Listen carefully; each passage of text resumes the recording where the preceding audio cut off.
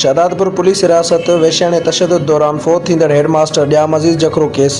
अॻूणे वॾे मुंशी मुख्तियार राजपूत जो एतराफ़ी बयान नओं पेंडोरा बॉक्स खुली वियो। वॾे मुंशी हक़ीक़त तां पर्दो खणी समूरा पोल खोले छॾिया। शहदादपुर थाणे ते पुलिस हिरासत दौरान मुबैना तशद्दुद सबबि फोत थियल उस्ताद अज़ीज़ जखरो केस में नामज़द शहदादपुर थाणे जे अॻूणे वॾे मुंशी मुख्तियार राजपूत मैजिस्ट्रेट जी अदालत आॾो शिरकंदड़ इंकशाफ कंदे एसओ चोर जो एतराफ़ी बयान रिकॉर्ड कराए वरितो आहे, जेको ख़ुदि मैजिस्ट्रेट पंहिंजे हथ अखर लिखी केस जो हिसो बणायो आहे। ॿुधणी दौरान अॻूणे वॾे मुंशी मुख्तियार राजपूत पंहिंजे एतराफ़ी बयान में ॿुधायो त वाक़े वारे ॾींहुं यानी 10 नवंबर 2025 ते इशा नमाज़ बाद राति तक़रीबन 9:30 ते उहे एसएचओ गुलाम शबीर दिलवाणी जे ऑफिस में मौजूद हो, जिते सिपाही नूर अली लाखो भॼंदो अची एसएचओ खे आगाह कयो त जवाबदार जी तबियत ख़राब थी वई आहे ऐं हू बेहोश आहे। मुख्तियार राजपूत मूजिबि जॾहिं हिन एसएचओ खां पुछियो त कहिड़ो जवाबदार, त एसएचओ गुलाम शबीर दिलवाणी ॿुधायो त हसनैन मेतले वारनि खे भुॻे जी चटी ॾियण वारे मामले ते गिरफ़्तार कयल उस्ताद अज़ीज़ जखरो जी तबियत ख़राब थी वई आहे। जंहिं बाद एसएचओ गुलाम शबीर दिलवाणी ऐं सिपाही नूर अली लाखो थाणे जी छत ते हलिया विया। एतराफ़ी बयान मूजिबि बाद में Mukhtiar Rajput FIR book check कई, जिते न अज़ीज़ जखरो ख़िलाफ़ का एफआईआर दर्ज थियल हुई ऐं न ई